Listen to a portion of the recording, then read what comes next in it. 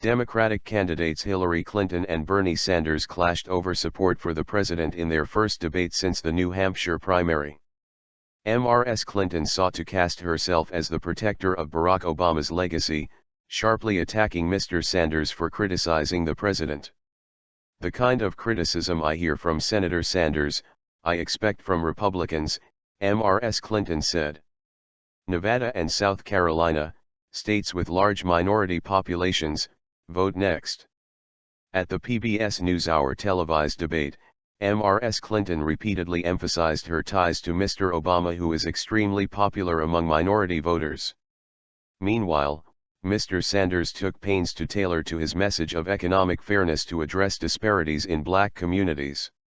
Ms. Clinton also stressed her pragmatism, questioning Mr. Sanders' pledges to provide universal health care and free higher education.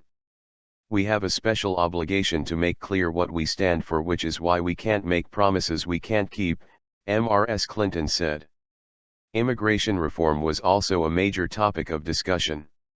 Both candidates supported creating a path to citizenship for the nearly 11 million undocumented immigrants in the U.S., and they decried a recent uptick in deportations by the Obama administration.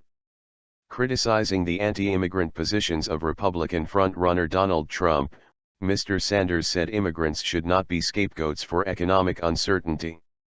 "We have got to stand up to the Trumps of the world, who are trying to divide us," Mr. Sanders said. Debate highlights. Borrowing language from her opponent, Ms. Clinton said the economy was rigged in favor of the rich. Mr. Sanders took aim at mass incarceration, promising if elected the U.S. would no longer have the largest prison population in the world. Ms. Clinton contended that Mr. Sanders' sweeping proposals would increase the size of the government by 40%. Mr. Sanders spoke more authoritatively on foreign policy, a weakness in earlier debates.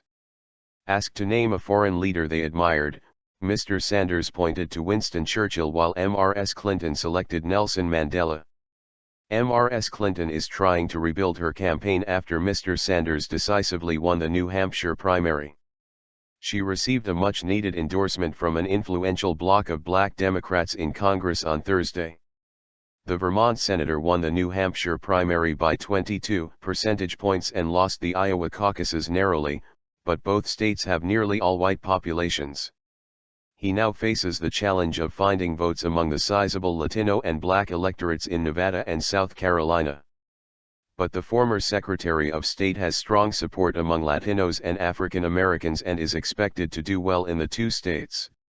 A recent NBC News/Wall Street Journal/Marist poll in South Carolina gave Ms. Clinton a lead of 74 over Mr. Sanders' 17% among black voters. On Thursday, the Political Action Committee of the Congressional Black Caucus, CBC, publicly endorsed Ms. Clinton as their Democratic presidential candidate, giving an added boost to her campaign.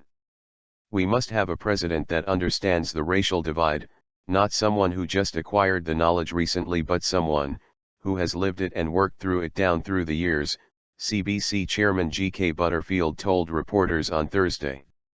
Recognizing the need to do more to court the black vote, Mr. Sanders met civil rights leader the Reverend Al Sharpton in New York on Wednesday.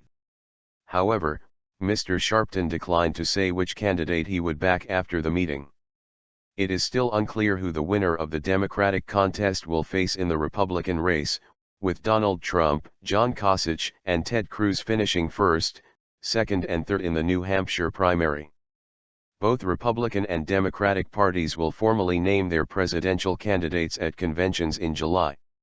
Americans will finally go to the polls to choose the new occupant of the White House in November.